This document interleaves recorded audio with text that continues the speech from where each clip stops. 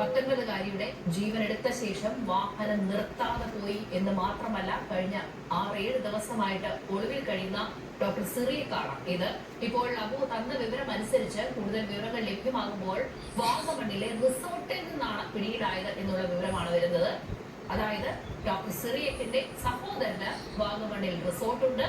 ആ റിസോർട്ടിലായിരുന്നു ഡോക്ടർ സിറിയക്ക് ഇത്രയും ദിവസവും. ഈ അങ്കമാലി പോലീസിനോട് പറയുന്നതേ, നിങ്ങളുടെ ഈ പ്രഹസനം ഒന്ന് നിർത്താമോ, ഈ പ്രഹസനം നിർത്താമോ. ആദ്യമായിട്ട് മന്ത്രി ഗണേഷ് കുമാറോട് ഒരു കാര്യം ചോദിക്കട്ടെ. പുള്ളിയുടെ പേജിൽ ഇപ്പോഴും കിടക്കുന്നുണ്ട്. വാഹനം ആരുടെ പേരിലാണോ അവർക്ക്, വാഹനം ഓടിക്കുന്ന ആൾക്ക് ലൈസൻസ് ഇല്ലാതെ കൊടുക്കുന്നതോ മറ്റുള്ള കാര്യങ്ങളോ, വാഹനത്തിന്റെ ഓണർക്ക് എന്തൊരു പ്രശ്നമുണ്ടായില്ല അതിലൊരു പ്രതി ചേർക്കേണ്ടതാണ്. ഇത്രയും ദിവസം ഈ പറഞ്ഞ സിറിയക്കിന്റെ അപ്പൻ ഒളിവിലൊന്നും ആയിരുന്നില്ല. അയാൾ അങ്കമാലി സ്റ്റേഷൻ, ഇന്നലെ അങ്കമാലി സ്റ്റേഷനിൽ ഈ അപ്പനും അമ്മയൊക്കെ അവിടെ തന്നെ ഉണ്ടായിരുന്നു. കാരണം ഞാനിത് പറയാൻ കാരണം, ഞാൻ ആ ഫാമിലിയുടെ ആ കുട്ടിയുടെ അമ്മയുടെ ഫ്രണ്ടാണ്. ഇന്നലെ ഡിവൈഎസ്പി പോലീസുകാരും അവരുടെ വീട്ടിൽ ചെന്നപ്പോഴും അവർ പറഞ്ഞൊരു വാക്കാണ് അപ്പനൊക്കെ അവിടെ ഇരിക്കുന്നുണ്ട് എന്നുള്ളത്. ഇത്രയും ദിവസമായിട്ട് അപ്പൻ പ്രതി ചേർക്കേണ്ടതാണ്. കാരണം വാഹന ഉടമയ്ക്ക് ഇതിൽ നിന്ന് ഒഴിഞ്ഞു നിൽക്കാൻ പറ്റൂല. എന്നിട്ട് ആൾക്കാരെ കണ്ണിലിടാൻ വേണ്ടിയിട്ട്, ആൾക്കാരെ കണ്ണിൽ ഒരു പൊടി ഇടാൻ വേണ്ടി അപ്പനെ അറസ്റ്റ് ചെയ്തു. ഓടിച്ചിട്ട് അറസ്റ്റ് ചെയ്തൊന്നുമല്ല, അയാൾ അവിടെ തന്നെ ഉണ്ട്. ആ പോലീസ് സ്റ്റേഷനിൽ തെരപ്പാര അയാൾ നടക്കുവാണ്. മനസ്സിലായോ? രണ്ടാമത്തത്, ഇപ്പൊ വാഗമൺ പോലീസാണ് ഇത് പിടിച്ചിരിക്കുന്നത്. ഈ അങ്കമാലി ടു വാഗമൺ സ്വന്തം സഹോദരന്റെ വീട്ടിൽ ഇത്രയും ദിവസം താമസിച്ചിട്ട് അങ്കമാലി പോലീസ് അറിഞ്ഞിട്ട് പോലുമില്ല. ഇന്ത്യക്ക് പുറത്തൊന്നല്ല ഈ വാഗമൺ, കേരളത്തിൽ തന്നെയുള്ളൊരു സ്ഥലമാണ്. അപ്പോഴും വാഗമണില് റിസോർട്ടിൽ ആർക്കൊക്കെയോ സംശയം തോന്നി, അവിടുത്തെ പോലീസിന് ഇൻഫോം ചെയ്ത് അവർ അനലൈസ് ചെയ്തിട്ടാണ് ഇപ്പൊ ഈ കോലത്തില്, അവൻ താടി മീശയൊക്കെ കളഞ്ഞ് കോലമൊക്കെ മാറ്റിയിരിക്കുക. എത്ര കാലം നീ ഒളിച്ചോടും? പിന്നെ അങ്കമാലി പോലീസിന്റെ ആദ്യത്തെ റിപ്പോർട്ട്, എഫ്ഐആറിലല്ല, ആദ്യം എഴുതിയ റിപ്പോർട്ടിൽ ഒരു സെന്റൻസ് ഉണ്ട്. ആ സെന്റൻസ് തന്നെ അവന് വാതിൽ തുറന്നു കൊടുക്കുന്നത്. കാരണം വണ്ടി ഇടിച്ച് തെറിച്ച് റോഡിൽ വീണ ആഘാതത്തിൽ തലയോട്ടി പൊട്ടി. മഹീന്ദ്രയുടെ XUV 700 വാഹനത്തിന്റെ ആ ഫ്രണ്ട് ഭാഗം ചളങ്ങിയിരിക്കുക. നിങ്ങൾ അവിടെ അവന് രക്ഷപ്പെടാനായിട്ട് റോഡിൽ വീണിട്ട് തലയോട്ടി പൊട്ടി. അല്ലെ വണ്ടി ഇടിച്ചപ്പോ തന്നെ ആ കൊച്ചിന്റെ തല തകർന്നിട്ടുണ്ട്.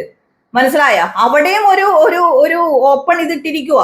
പിന്നെ ഞങ്ങളെ സംബന്ധിച്ച് ആ കുടുംബത്തിന് ഏറ്റവും അടുത്തറിയാവുന്ന ഒരാളാണ്. മനസ്സിലായി? ആ കുട്ടിയുടെ അമ്മ എന്റെ കൂടെ പഠിച്ചതുകൊണ്ടും ആ സ്ത്രീയുടെ കരച്ചില്, ഇതുവരെ ചിരിച്ചു നടന്ന ഒരു സ്ത്രീയെ ഞാൻ കണ്ടിട്ടുള്ളൂ. ആ കുട്ടിയുടെ അമ്മ, ആ കുട്ടിയുടെ കരച്ചിലിന് ഈ പോലീസ് എന്ന് പറയുന്നവർക്കും മക്കളുണ്ട്. മനസ്സിലായ? കർമ്മഫലം എന്നൊരു സാധനം അനുഭവിക്കാതിരിക്കില്ല. ജനങ്ങളുടെ മുമ്പിൽ പ്രഹസനം കാണിക്കാതിരിക്കുവോ പോലീസെ? ഒന്ന് മുമ്പിലിരുന്ന് വെച്ചാൽ സ്വന്തം സഹോദരന്റെ വീട്ടിൽ 4-5 ദിവസമായിട്ട് ഈ പറഞ്ഞ റിസോർട്ടിൽ താമസിച്ചിട്ട് അങ്കമാലി പോലീസ് അറിഞ്ഞിട്ടില്ല. മനസ്സിലായി? അവന്റെ ശരീരത്തിൽ അടിച്ചു കയറ്റിയ സാധനങ്ങളിലേക്ക് ഇത് പോണ വരെ അവന് ഒളിച്ചു വെക്കാനും, അത് കഴിഞ്ഞ് ജനങ്ങളുടെ കണ്ണിൽ പൊടിയിടാനായിട്ട് അപ്പനെ അറസ്റ്റ് ചെയ്യുന്നു. അവന് മുൻകൂർ ജാമ്യം ഇന്നലെ അവൻ കോട്ടയത്താണ് കൊടുത്തിരിക്കുന്നത്. അതിനു മുമ്പൊക്കെ പോലീസ് പലരും ഈ ഇന്റർവ്യൂ കണ്ടിട്ടുണ്ടാവും. പോലീസ് പറയുന്നത് എന്താണ്? അവൻ കൊച്ചിയിൽ എവിടെയോ ഒളിച്ചു താമസിക്കുന്നുണ്ട്. അതായത് നമ്മളുടെ എല്ലാം നോട്ടം, ചാനലുകാരുടെ നോട്ടം ജില്ലാ കോടതിയിലും അങ്കമാലി സ്റ്റേഷനിലേക്കും മാത്രം ശ്രദ്ധ തിരിക്കാനും, ശരിക്കും പറഞ്ഞാല് അവൻ ഇവിടെ ജില്ലാ കോടതിയിലാണ് ജാമ്യത്തിന് ശ്രമിക്കേണ്ടത്. പക്ഷെ അവന്റെ സ്ഥലത്ത് കോട്ടയത്ത് റിക്വസ്റ്റ് കൊടുത്തത് തെറ്റൊന്നുമില്ല. അത് വേണമെങ്കിൽ നമുക്ക് റിജക്ഷനിൽ നമുക്കിവിടെ അഡ്വക്കേറ്റ് ആണോ അവർക്ക് അത് ചെയ്യാൻ പറ്റും. അപ്പൊ നമ്മളുടെ എല്ലാം ശ്രദ്ധ തിരിക്കാനായിട്ട് അറിഞ്ഞുകൊണ്ട് തന്നെ ഈ പോലീസുകാര് കൊടുക്കുന്ന ഇന്റർവ്യൂവിൽ കൊച്ചിയിൽ എവിടെയോ ഒളിവിൽ താമസിക്കും. നമ്മൾ എല്ലാവരും ശ്രദ്ധ ജില്ലാ കോടതി, ഇവന് ഒളിച്ചും പാത്തെങ്ങാനും ജാമ്യം എടുക്കോ, അവന് വേണ്ട എല്ലാ സൗകര്യം കൊടുത്ത് അവൻ കോട്ടയത്ത് മുൻകൂർ ജാമ്യത്തിന്, അത് ഇപ്പൊ ശനിയാഴ്ച പരിഗണിക്കും, മുൻകൂർ ജാമ്യത്തിനുള്ള അപേക്ഷ കൊടുക്കാനും എല്ലാ സൗകര്യങ്ങളും ചെയ്തു കൊടുത്തിട്ട് ഇപ്പോ ഇവർ ഇന്നും അറസ്റ്റ് ചെയ്യില്ലായിരുന്നു. വാഗമൺ പോലീസിന്റെ മുമ്പിൽ കിട്ടിയതുകൊണ്ട് അത് അറസ്റ്റിലായി. അങ്കമാലി പോലീസ് സ്റ്റേഷൻ ഇനി മൈക്ക് തൂക്കിയിട്ട് വരരുത് കേട്ടോ, വലിയ പ്രഹസനമായിട്ട്. പിന്നെ ഇവരെഴുതിയിരിക്കുന്ന ആദ്യ റിപ്പോർട്ടിൽ തന്നെയുണ്ട്, ഞാൻ നേരത്തെ പറഞ്ഞ പോലെ ആദ്യത്തെ റിപ്പോർട്ടിൽ തന്നെയുണ്ട്, ഇനി ഇവർക്കൊരു ഗവൺമെന്റിന്റെ അഡ്വക്കേറ്റ് ആയിരിക്കും. ഗവൺമെന്റിന്റെ അഡ്വക്കേറ്റിനെ സംബന്ധിച്ച് അവർക്ക് 100 കണക്കിന് കേസിൽ ഒരൊറ്റ കേസ് മാത്രമാണിത്.